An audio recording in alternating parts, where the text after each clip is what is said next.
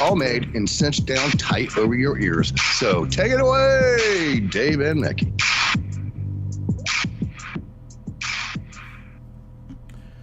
Hey everyone, g'day, I'm Dave. I don't know where Mackie is, hopefully he's going to be on in a minute. And this is Shiny Side Out.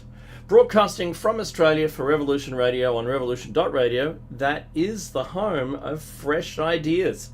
Buy some merchandise or donate if you like anything we say. Join us in the chat room and talk to us while we're on air. This is show number 651. Tune in to us online and on your smart device directly via an app or listen at home on a Grace tabletop digital radio with a cup of coffee. You know, you can enjoy that. If you missed Solaris' show, you did miss a great show. I listened to almost all of it because, you know, it's Father's Day here. Don't hate us. We have it a different day than you do here in Australia. So there it is. And her guest today was Niche. Great show. Loved it. Always a great show. Always great guests. You know, if you missed it, don't worry. Access the station's free archive to download your favorite host shows. That's as easy as it is. That's all you need to do. Now, I'm broadcasting today Darkinjung country. And Mackie and I, if he were with us, we acknowledge the traditional custodians of the land, the Darkinjung and the Darug people. And that's our shortened intro. I made it shorter. Why not? I hit all the right points, and I can do that. And I'm just messaging Mackie, who I don't think is at home. Just saying, all working. See, we had some technical difficulties as the station was moving to another online hosted service, which is great. Well done on the team for moving it, and each of those responsible for the planning and the execution and the comms for it, because it wasn't easy, always a challenge, but we're there. We are there, people. And I still have a cough. The station's moved, but I've still got a cough. So it wasn't that. It wasn't where the station was before. Thanks to Jim Jones. Who else do we have? Amiga Logos, thank you. You're always there, and you're always telling us our audio is great. Thank you very much. And Lavender Streams. And I also saw back there Mitchell Bubb. So, another host of the station. Now, I get a lot of people talking to me about conspiracies. Oh, you've got a show. I don't know why I'm doing that voice. They don't talk like that, but it doesn't matter. Just comic reasons. Oh, you've got a show. What do you talk about? Well, maybe you're not our demographic.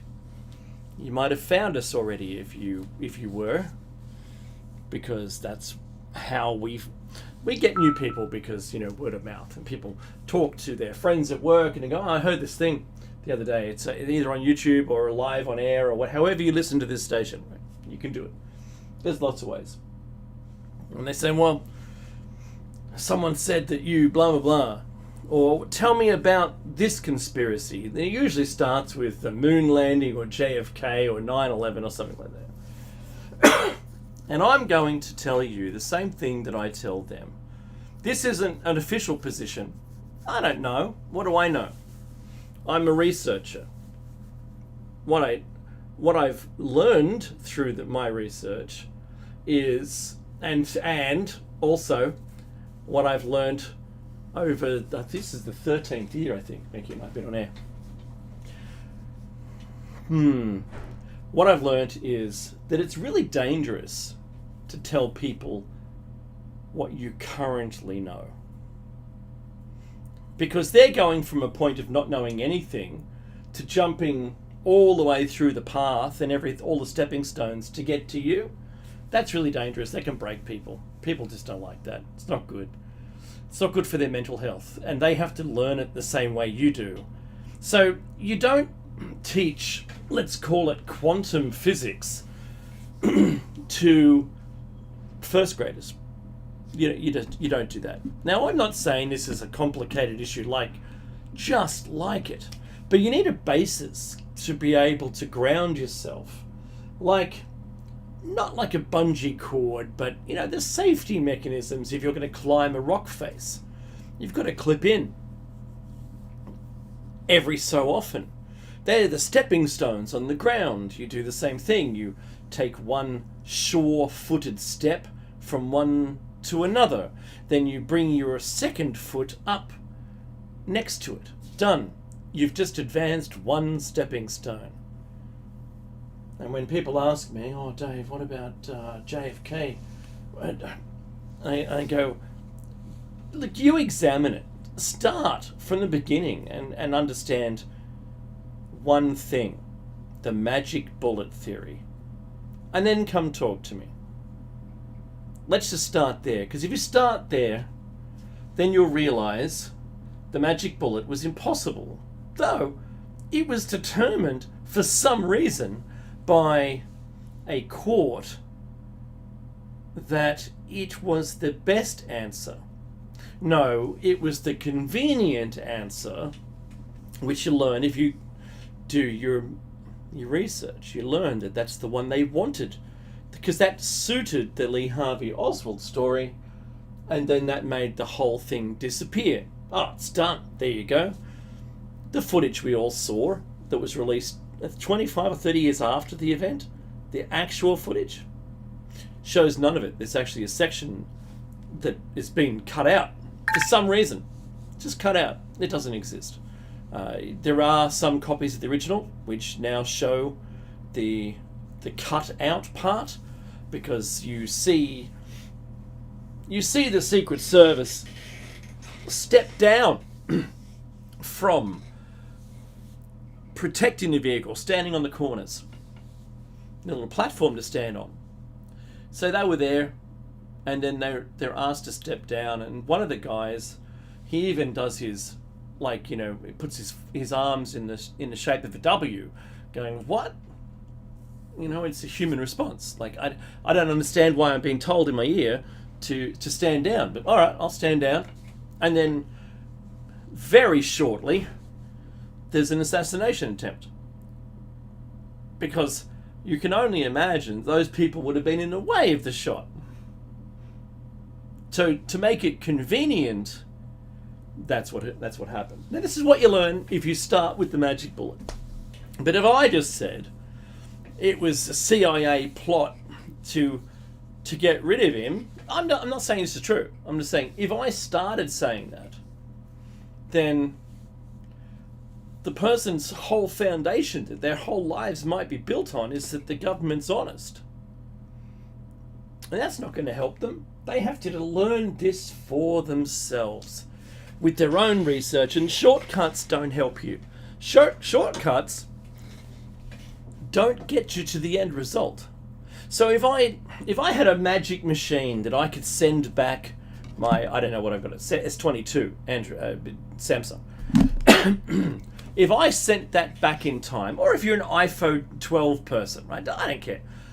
Let's send both of those devices back in time with enough battery power, yeah, and it's on, and the screen is unlocked for some reason, and you've factory reset it, but you've taken some photos, right? There's only the minimum apps on there that can work offline, and you send those back in time. We would most likely never get to the technology. Ironically, probably never get to it. Depends on when you send it, of course. But you'd send it back in time to a point where they could never replicate or even examine the technology.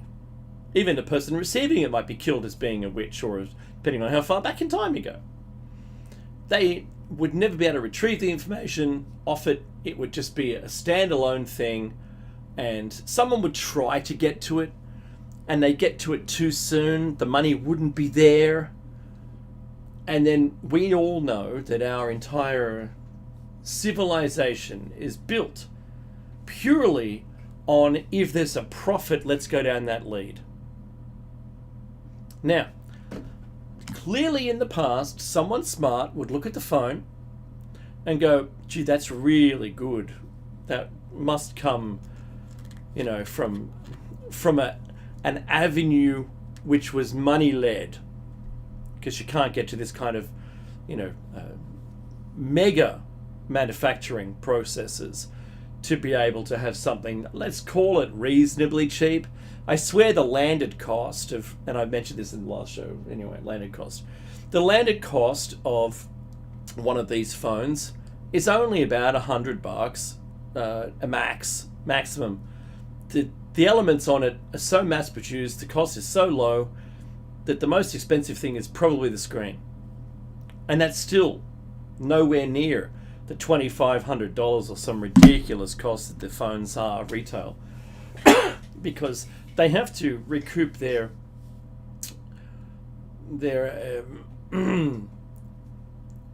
research, the R&D cost. That's where a lot of that profit goes. I'm just saying a lot of it. It could be $1.50, who cares? But, you sell a million phones, you make $1 million if it's $1 profit, but they don't, right? It's probably $1,000 profit, and that's $1 billion in the end profit, for their fleet of phones.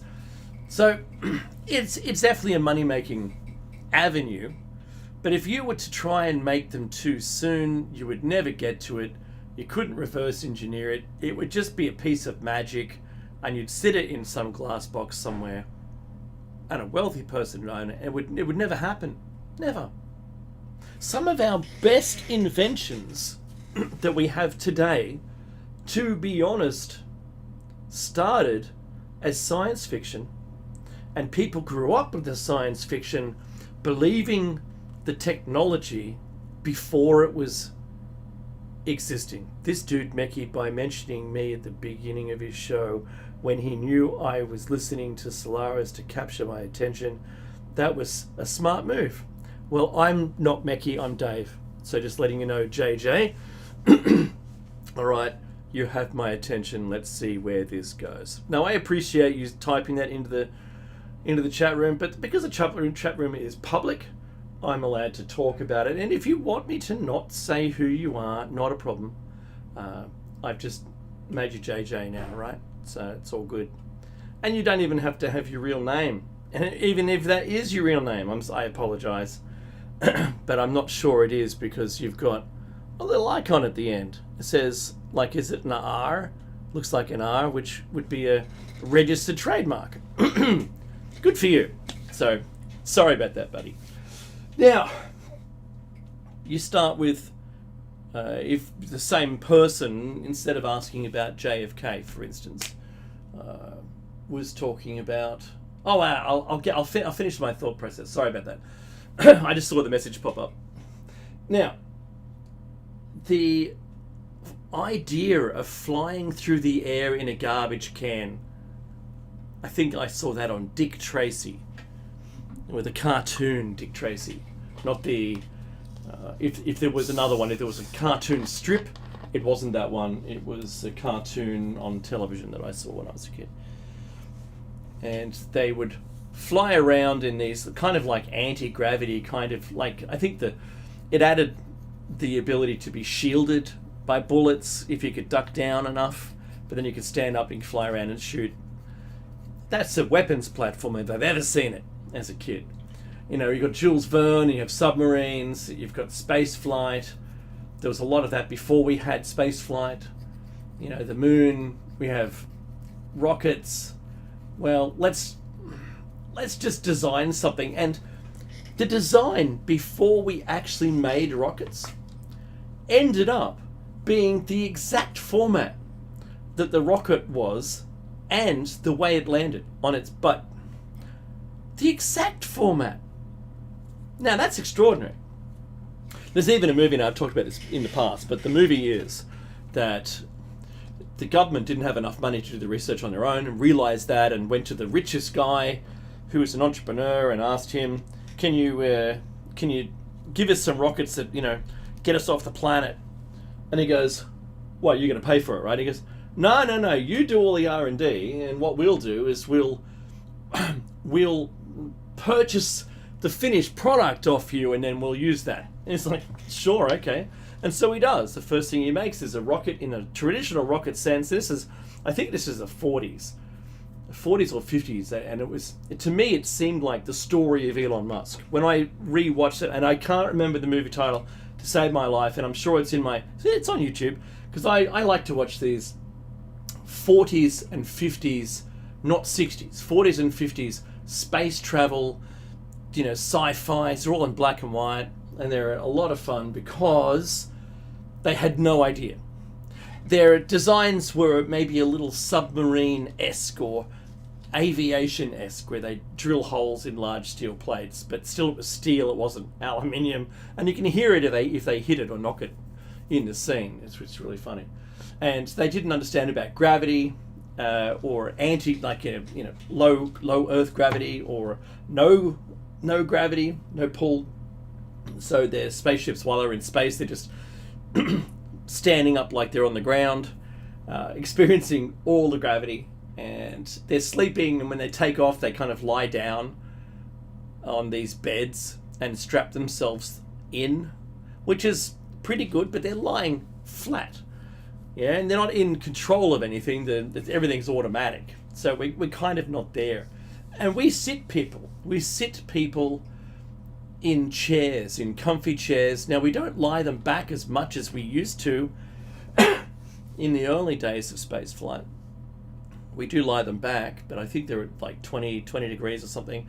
And the screens and stuff they've got now is all electronic. Everything's electronic. They've got iPads or whatever on their arms, or equivalent technology. But the first iPad I ever saw was in 2001: A Space Odyssey. It was in that. It was just not a 4x3, but definitely an accepted, a nicely designed, accepted flat glass kind of thing that had a screen, and you touched it. There was no keyboard. There was nothing. That's it. That's what they had. And you can see a moment during an interview with Bill Gates and Steve Jobs, and there's this discussion whereby Steve Jobs gets the aha moment when they're talking about the technology in the future.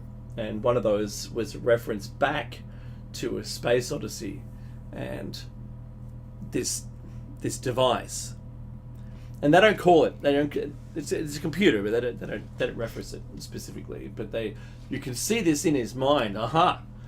And that's almost the moment that it became a design internally within the business, or at least on paper. It didn't become something that it was being sold the next day, but it took a lot of research to get there. So that's really interesting. All those things we thought about that we could possibly do, we have tried it, but we had to grow up with that idea that it was going to be something. And a lot of people fell into those careers and made those things happen. And when you talk to them about their lovely creation later on, they go, oh, I was inspired. Now they'll let you know.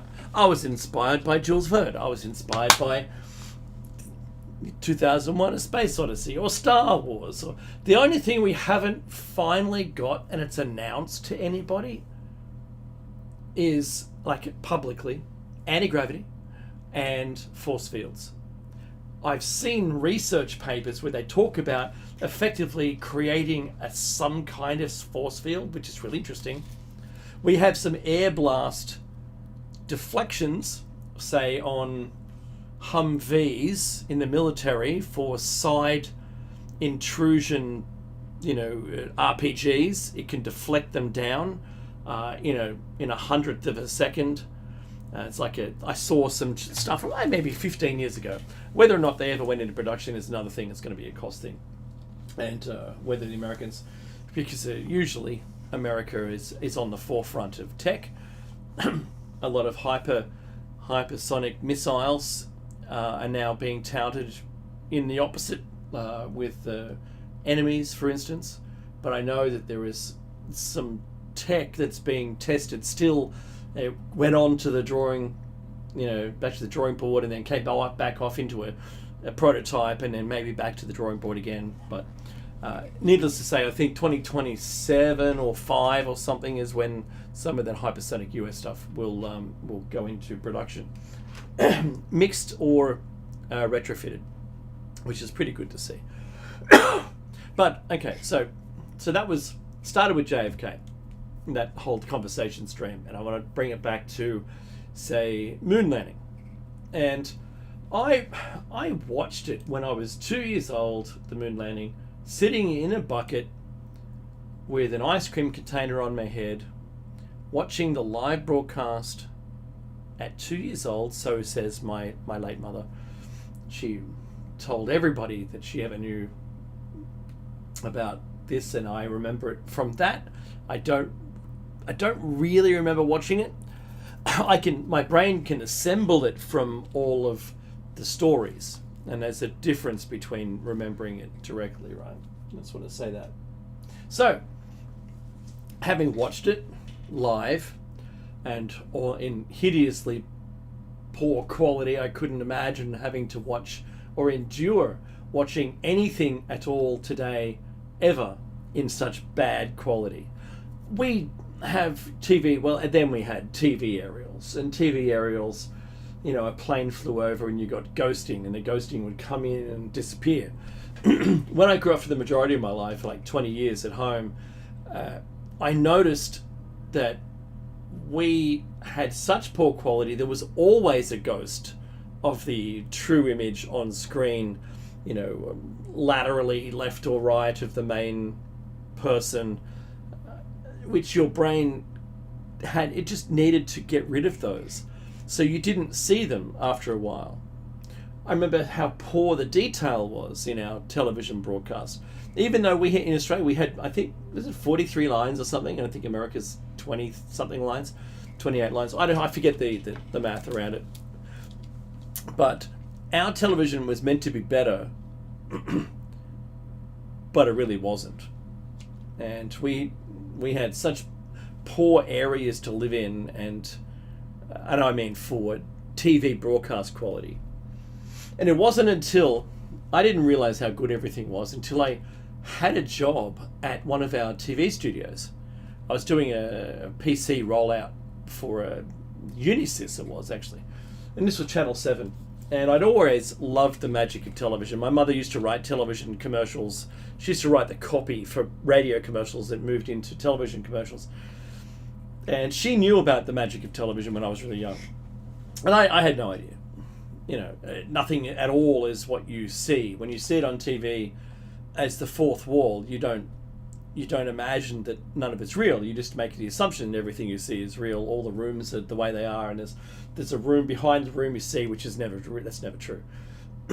You're on a set, and only what you see as the fourth wall, all the other three walls are they're imaginary. There's a piece of wood that's been painted, makes it look like a room, and it's either on wheels or it can be moved by a bunch of stagehands on and off set, but usually permanently there. Windows will have 3 dimensions to it, so there'll be, curtains, then a hole cut in it, then there'll be a light source and something outside of the window, far enough away so it's outside of the depth of field, so it'll kind of be blurred, but you'll recognize it. Look, that looks like something that I should just ignore it. I don't have to know whether it's not real, but let's assume it's real.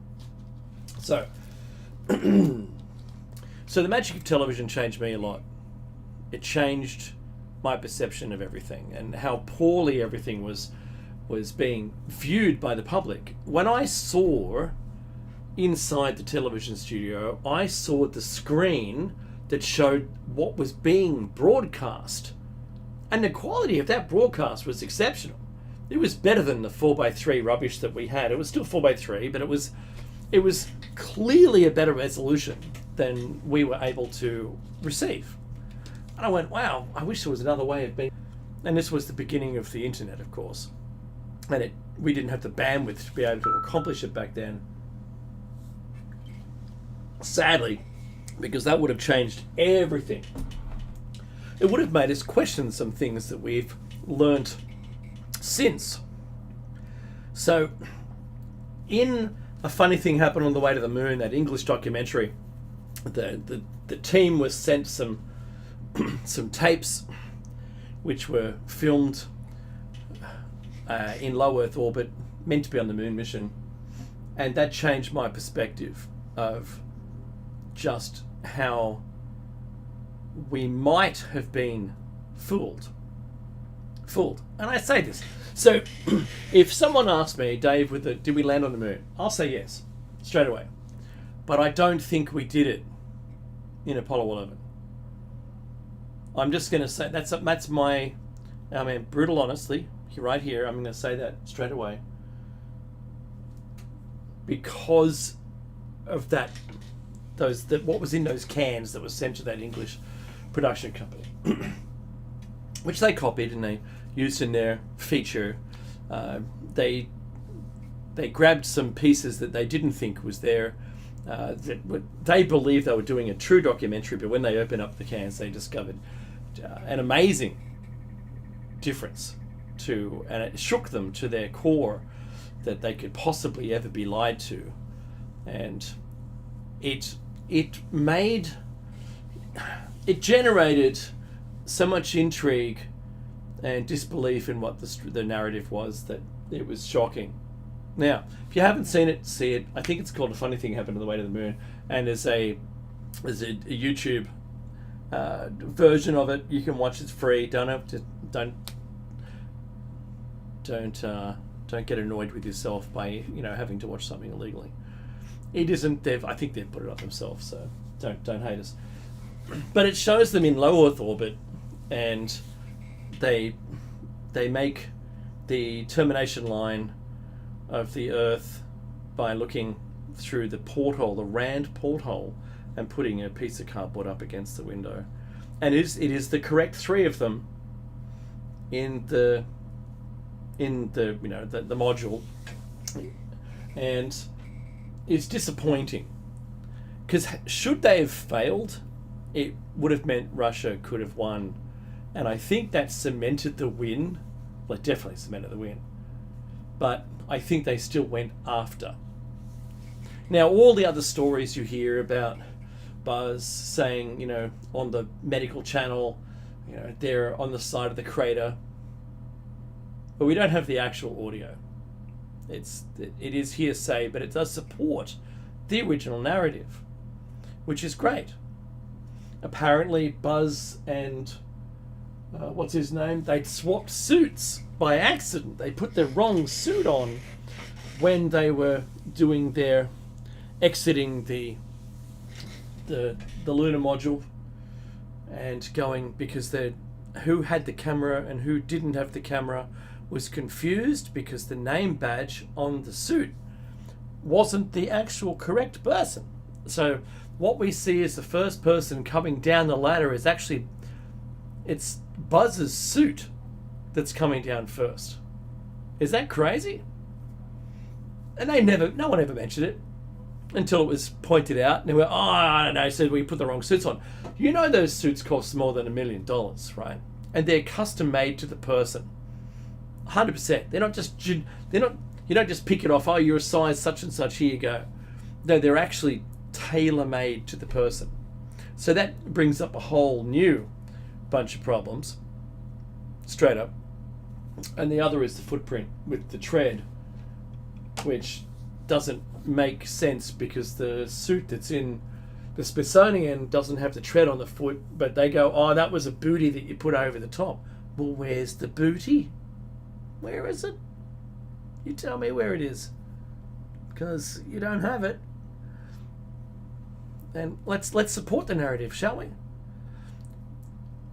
And that doesn't make any sense. So adding to the secondary narrative, obviously, is the interview they had at the press club, where they looked like they had their family as hostages. They weren't pleased with what had occurred.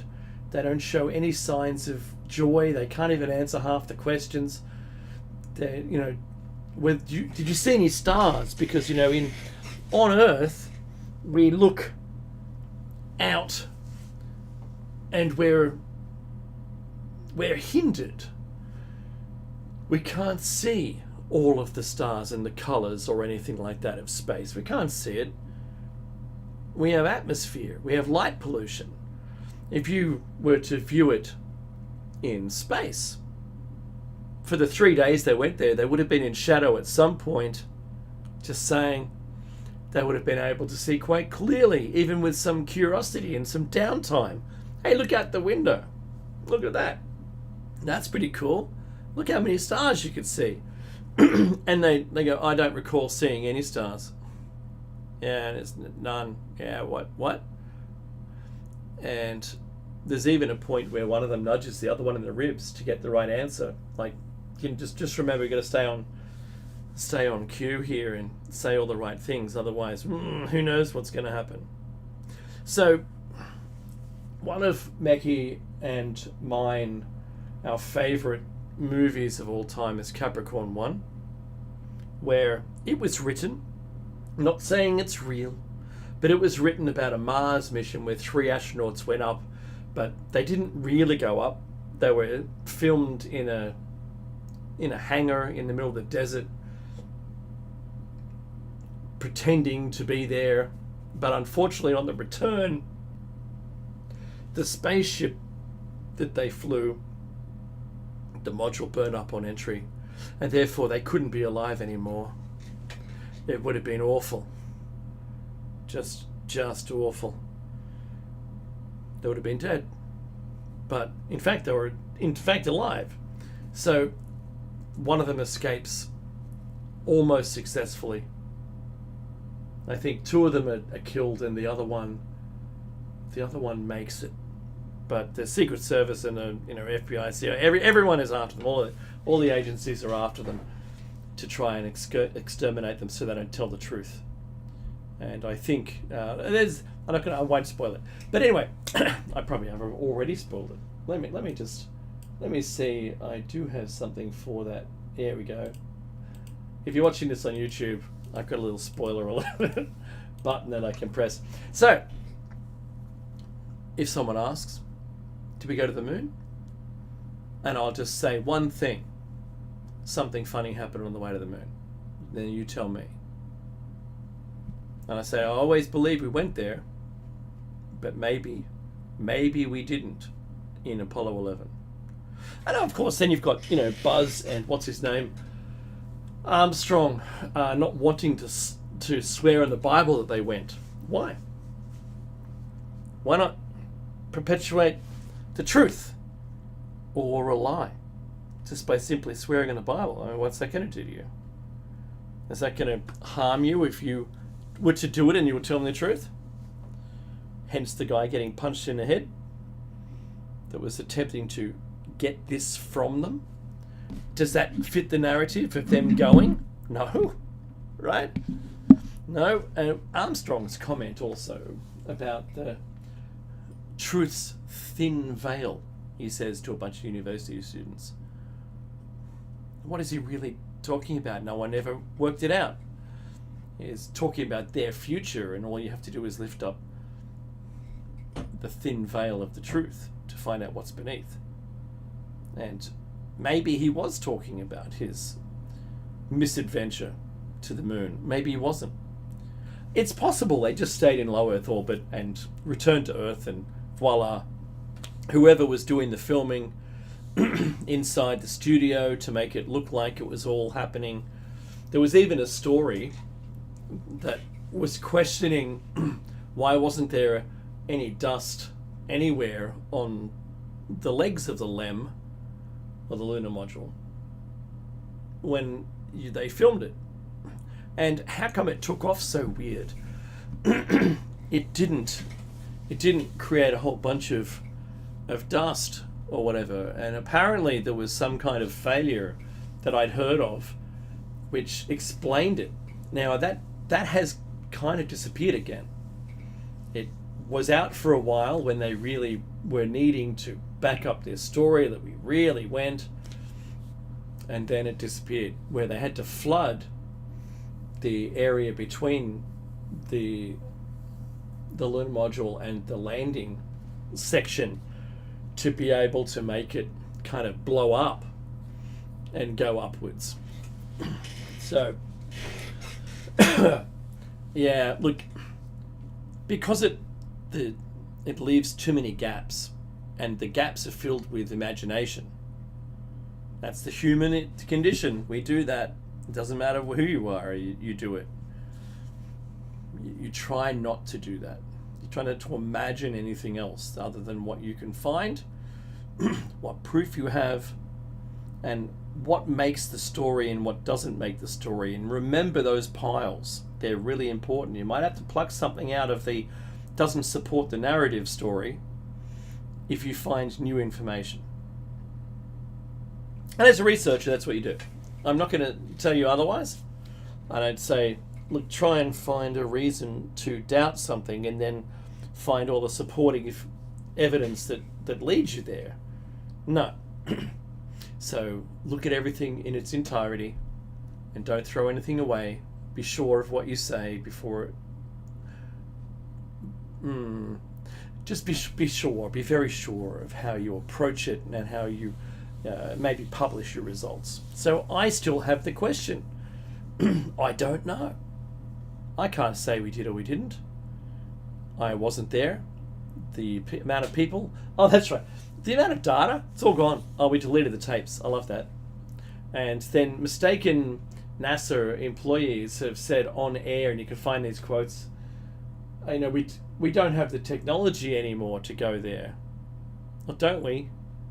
Yeah, we deleted all the information, just wrote over them. Those tapes are old. Yeah.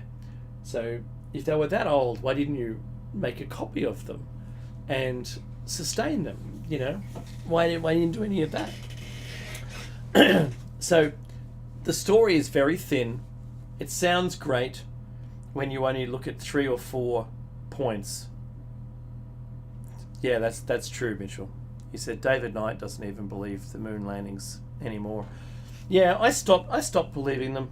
I don't believe all of them were fake. I think only one, and that was 11. That's it. I think we did go there. There are reflectors there. We did put them there. It's something, but look, unless there's even in the future, say there was suddenly a tourist thing that you could safely go up from the comfort of your own home, go into some kind of alien spaceship and go up and fly around the destination of Apollo 11 for the first time ever, before people could go and fix the scene to make it look like we'd been. If you could be the first to do it, that'd be fantastic. Absolutely love it. You know what I mean? So that's why it's a problem. It's a problem. So then I'll get to 9/11. This is the best one to be able to not freak people out. And I love it. I really love this. It's as simple as Building 7. Do nothing else. If you're asking me for the first time, I'll tell you. They go, oh, tell me about buildings. Tell me about 9/11. Was that an inside job? Just look at Building 7. And if you're truly interested, follow the money. And then get back to me. And we'll have a chat. Because I want you to be up to speed before your mind gets broken. Do that. And they go, oh, okay, and they walk away, and I never hear from them again, because they don't. They're not interested in doing any research of their own. The only thing they want is the shortcut. They don't want to do it themselves. Fine, don't. I don't care. It doesn't bother me that people don't know. It doesn't bother me that people don't want to know or don't want to put the effort in to know. None of that bothers me. I don't want to hurt them. I really don't. So that's why I've got a show. That's why I rang Mecki when I got the show. I said, Mecki, we have a show together, because we've always been talking about this stuff. 25 years, I think, more, about 25 years ago. We met a quarter of a century ago and never looked back. It's fantastic. At least I have an avenue, and since most of our archives, because a lot of them got deleted, our archives are in YouTube, and if we say the wrong thing, they just delete the show. You can't even get it back. Yeah, but what I do is I record them locally, and I put all the deleted ones up to Rumble.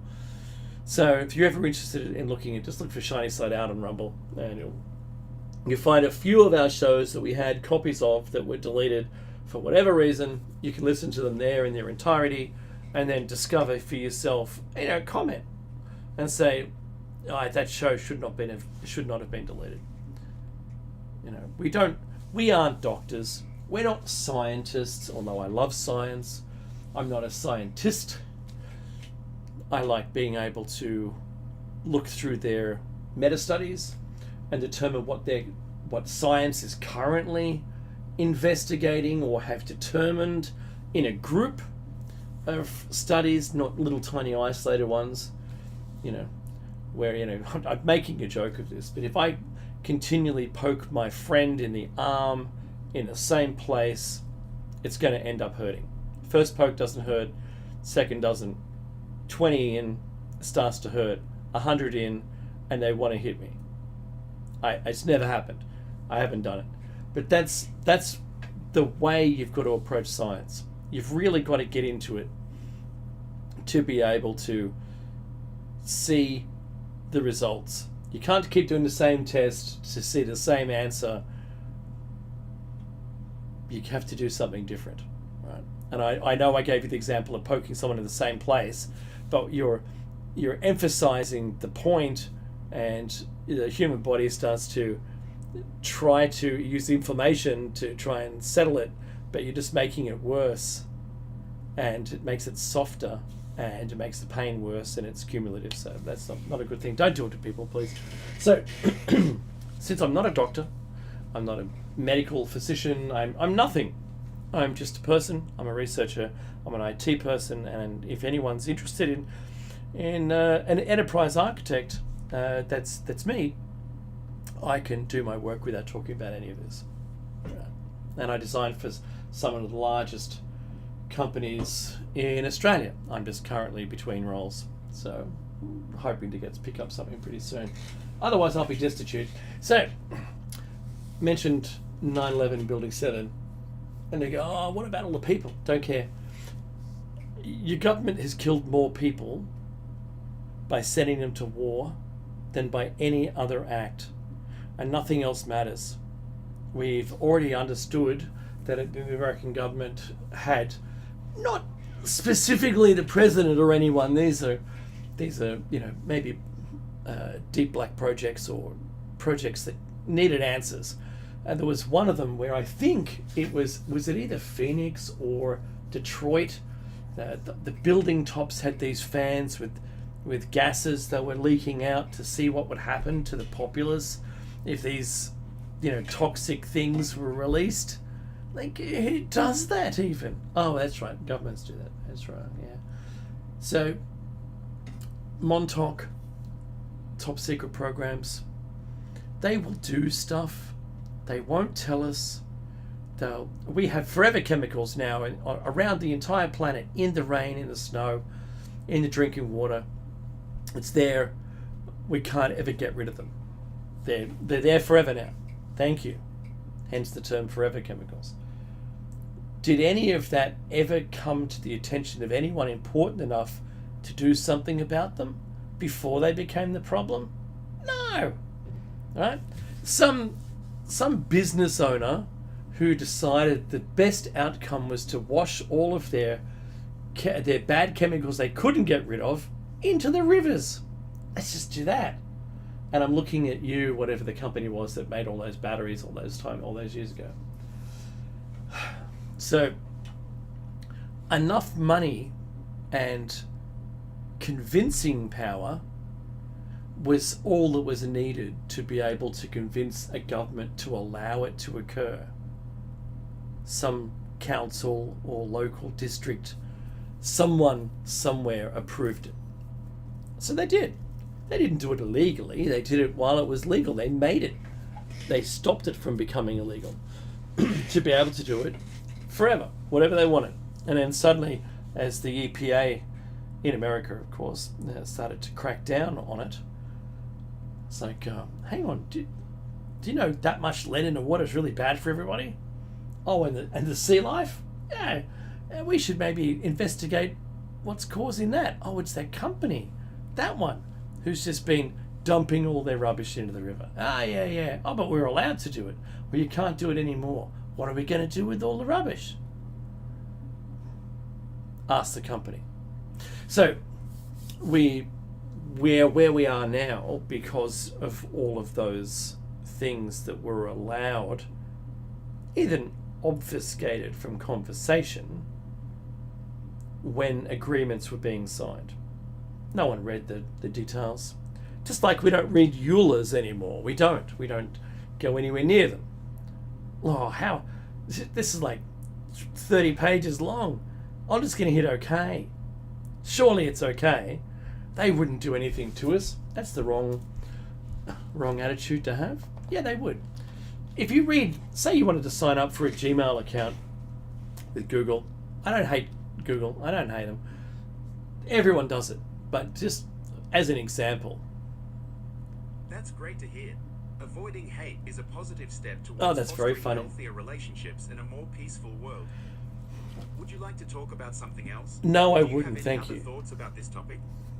So, my phone just harked up because it's a Google device, and it harked up and it decided it was going to comment to me that hate is a bad thing.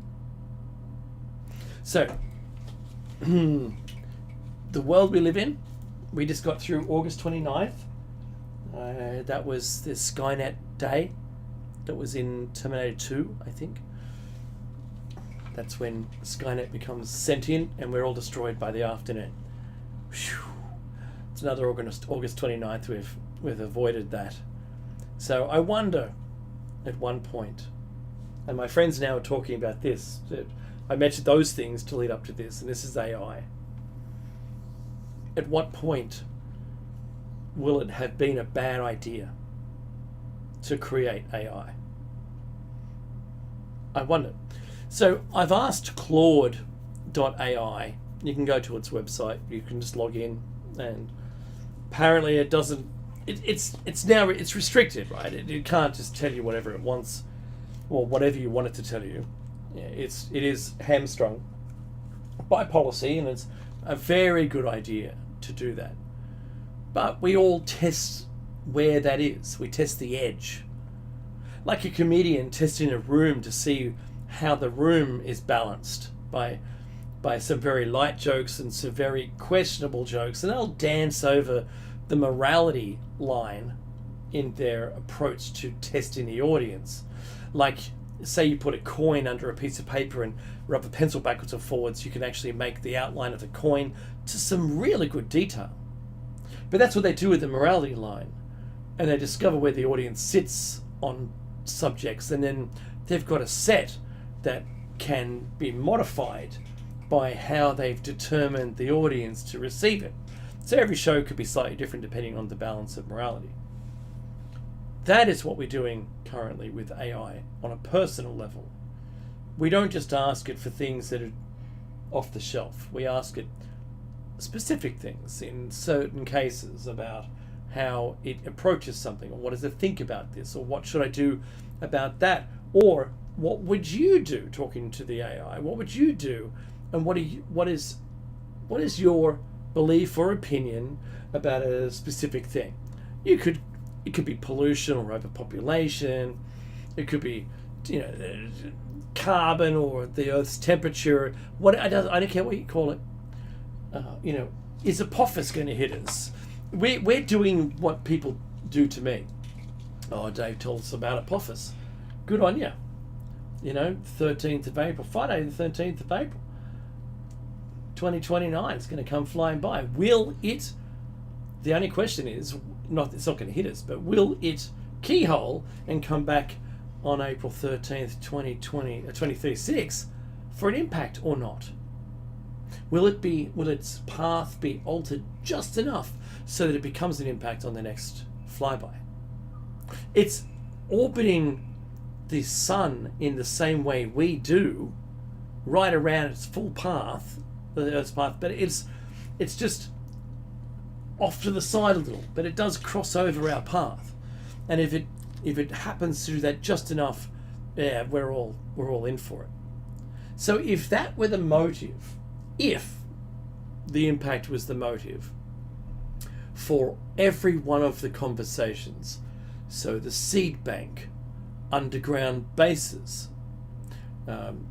the food storage, sending people to Mars to live, to diversify, geographically, at least some amount of humans from the Earth, so that we will continue to live even if the Earth was to be impacted by something. Certainly that, or war, or whatever Elon Musk has almost attempted to say, or is almost held back from saying, or has said. What was the motivation for each of those different things that all seem to fit a narrative, like we're all going to die, or we're not? Or is it just an expansionary thing that we're looking at? And they're the very interesting things that I like to ponder. I don't have the answers. You can't look at me for answers, but maybe I can give you some direction. And that's how I approach everything. And that's what we're doing now with AI. We're asking it the same darn questions. We're giving it roles to work around the hams, like the tied hands together, the filters that's been put in place. You say, look, imagine you're a planetary scientist. And we're going to do some role playing. Imagine you're a planetary scientist and you've just discovered Apophis. Can you tell me, on its next 2 passes, having evaluated the data, what do you think might happen? You can do that, and it will give you a different answer than if you were just talking directly to Claude AI or ChatGPT, because it's both open AI, just with some data set differences. And that's extremely important to do. And I recommend that you do it. And if you're playing an offline grid game, then I know and deeply respect that you're not going to do that. If you're a prepper who's prepping for things to happen, watching the world to see people spending all of the money that they have and more, and money they don't have, on things, and I'm talking directly about governments here who have borrowed more money than is humanly possible to spend ever, in an attempt to do things that seem like they're not on plan for the rest of us. If they're doing things that seem to be just for them or for a small pocket of humanity to be able to survive. And that's what I say, the seed bank, there's no way in the whole universe that I'd be able to get to Norway to recover seeds from a seed bank after the Earth was ready to be able to be planted again. It's not going to happen. If there was such an impact that blacked out the sky for 12 months and the Earth turned to a snowball, and then it would take another 1,000 to 10,000 years to thaw out enough to be able to plant anything. But hey, that seed bank's still there, and all those mylar packets, whew, that's a great thing. Should anyone be able to crawl out of a bunker to get to Norway? Would we even know where Norway was anymore? It's not like you can walk there. I can't. But anyway, that's been the first hour, and coming up after this, I'm going to be talking about megalithic builders, and this is part 8 of the show cycle. And if you're going to join us in the next hour, there's a whole different YouTube video for that, which I'll post in the chat room so people can follow along. But take the time to donate, go to the toilet. That's what I do. I'll see you on the other side of the break.